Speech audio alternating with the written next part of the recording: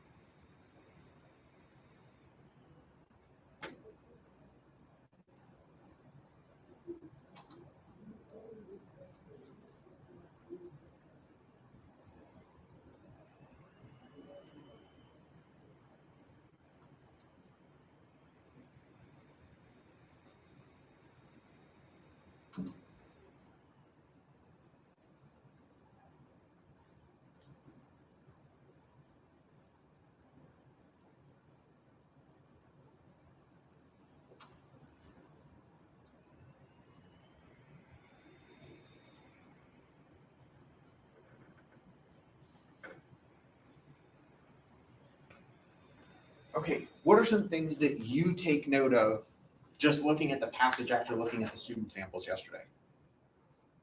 So yesterday when we were asking like why did they talk about like, the good things and about the side that they weren't taking, and so it says in the prompt that it wants them to talk about the pros and cons of both sides. Yeah.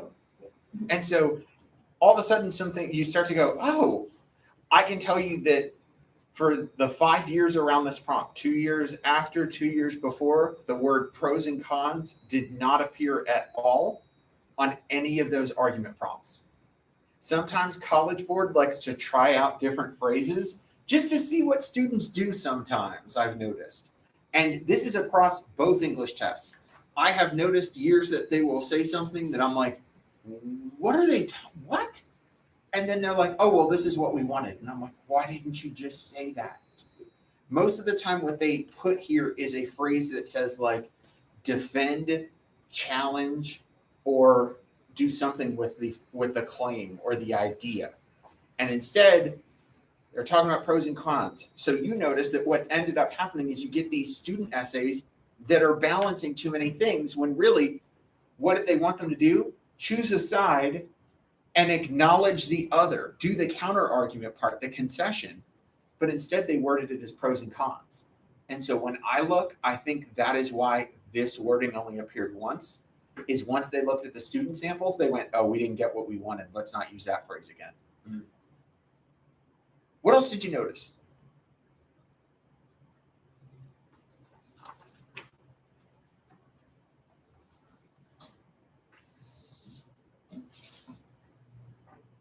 They talked a lot about sports.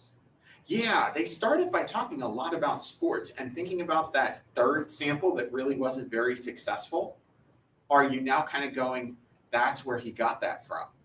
When he talked about getting a new scoreboard and then he wanted to build that paragraph about, academic clubs don't ever get enough love. And you were like, what are you talking about academics for? And now you're going, oh, because this was so heavy on mentioning sports. Anything else that you notice that stands out to you?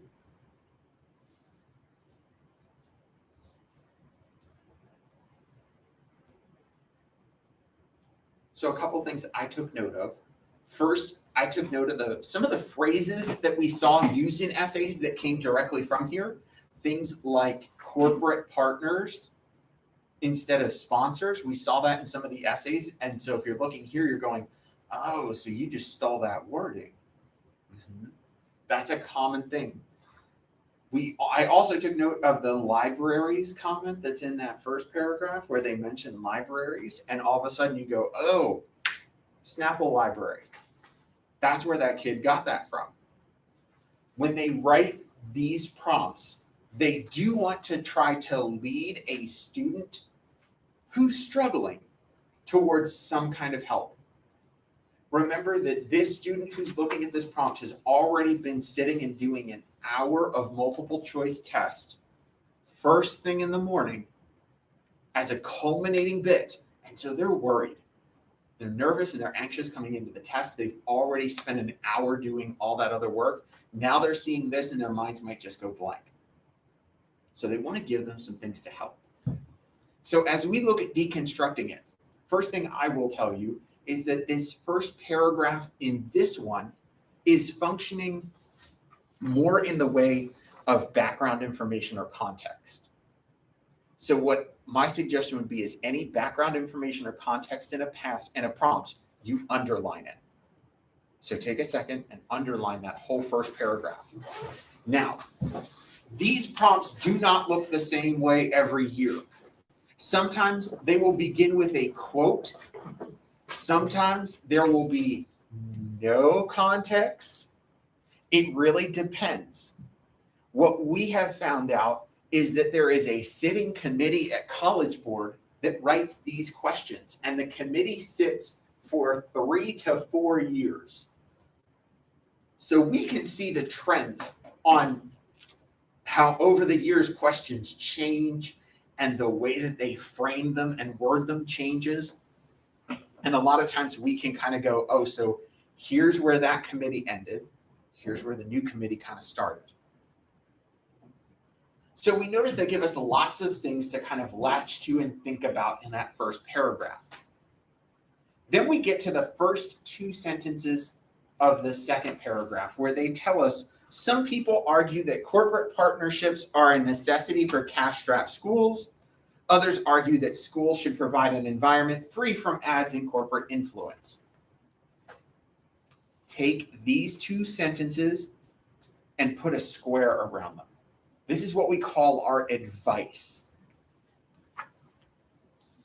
Here they are presenting, here are the 2 ways that we think are easiest for students to approach talking about this topic. And so it is advice to writers on how to do this. You might be like, why are they making it so clear between 2 statements? Let me tell you the trick of intelligence that I have noticed working with AP kids and being kind of one myself in the past. We overthink questions because somewhere we picked up this idea that when we're responding to essays, if we can answer in a different way, it's going to make our essay stand out. We overthink the question when it has simple choices and we go, everybody's going to write about those. I want to be different. I want my essay to stand out. And so you choose this topic that may not be a good choice. So if you think about here, if they said, hey, you have 2 choices on answering, yes or no, the AP kid goes, maybe. If we were doing this worst sinner argument, and I didn't tell you to choose between 3 characters, most of you would go, okay, Hester's the obvious, Chillingworth is the next obvious, oh, Dimsdale, a lot of people are going to talk about him. The student that's in this conundrum is going to go, who's a character that sins in the novel that nobody's going to talk about? Oh, I'm going to talk about Mistress Hibbins, the governor's sister that's in 3 scenes. Because you go, oh, that's different. Nobody's going to write. I could totally do that. You're going to produce an essay that's not very good. And that's what often happens. It's why the advice is so clear on, hey, stick this way. Because they want to set you up for success. Now, if you do fall into that mindset and you're like, I don't like to be told what to do. I want to be different. let me reassure you of something. Choosing something different isn't always good. Sometimes an answer is obvious because it is obvious, and that makes it clear in the work. It's not that it's less than, it's just clear. Your work will always stand out because of your skill as a writer and your skill as a thinker. And so don't ever try to complicate the issue because you feel like you won't stand out. You will. Choose the easy answer because it's easy, because it's obvious. We're just going to make it better. So here your advice leads you in two directions. Hey, look at it from these directions. And then we get our task. We want to circle our task. That's our whole last sentence. Using appropriate evidence, write an essay in which you evaluate the pros and cons of corporate sponsorship for schools and indicate why you find one position more persuasive than the other. So if we look here, we can now better understand why we were seeing some of the student samples where they wanted to talk about pros and cons, and then at the end present their opinion rather than at the beginning. But would you be doing the essay wrongly if you presented a clear position at the beginning, explained that position using evidence, and just offered a counter argument? Would you be doing it wrong? No, you'd still be doing exactly what you need to do. And so that's one of the tricky things with these AP prompts is sometimes they'll word them in a way to be like, oh, it just sounds different. And they get these results that are drastically not what they want. Here's the comforting part of that. College Board will reward you for what you do well. And College Board is going to understand that if they screwed up the wording and what they got is because of the wording on the test, they often accommodate it because at the end of the day, their results are based on what students gave them.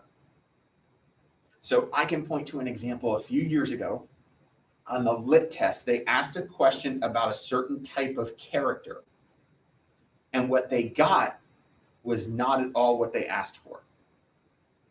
And so what they did is they really simplified, hey, as long as the student is talking about a character and they're talking about how that character changes within the work, we're going to take the essay and we're going to grade it for how well they talk about it. And so if College Board doesn't get what they want, a lot of times they are very good at saying, fine, here's what we're looking for, just grade the essay. So that comes to your place. It's a good thing. Yes. I have a really random question, but it's about the essay. I've been told in the past that in essay writing that you shouldn't use first person ever, like I, we. So it's dependent on the style of the essay. So if we're writing an argument, obviously you're probably going to use you may use first person, but you don't have to. I've been told in the past that you should never use it. So I would suggest, for the most part, unless it's a personal essay, I would avoid it. Because all of a sudden, remember the craft sample yesterday that we were looking at? And we said it's not a great example of evidence because it's so particular to him. And he simply talked about his reaction. If you put out first person in any of your essays, you're now making it just about you. And the phrase that I always use is, I don't care what you think. So in this case, I don't care if you agree with sponsorship or not. Instead, phrase it as corporate sponsorship is not okay. Take a definite stance on the entire issue rather than, well, I think that, I don't care what you think. Tell me what it is. It all of a sudden gives you a little more authority as writer. So that would be my suggestion. Try to avoid it as much as possible. Okay, I'm going to flip videos just so that they're a little short.